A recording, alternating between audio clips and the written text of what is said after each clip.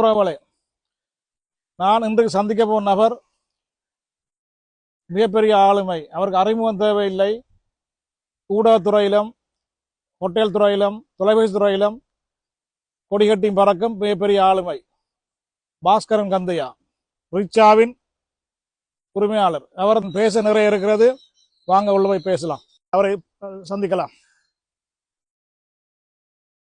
தமிழருக்கான ஒரு தீர்வு சம்பந்தமாயோ, தமிழருக்கான ஒரு அரசியல் முன்னேறு சம்பந்தமாயோ, அரசியல் தமிழருக்கான எதிர்காலம் சம்பந்தமான ஒரு டிஸ்கஷன் நடந்ததை காட்டுங்க.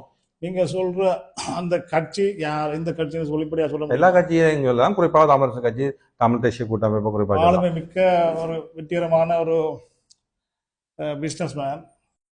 ரிச்சா தன்னுடைய இலக்கையும் அடைஞ்சு விட்டதா? இல்லை இல்லை இல்லை, ரிச்சா ஒரு 10% கூட வரையில்லை. நிறைய நிறைய வேலை திட்டங்கள் இருக்குது. ஓகே.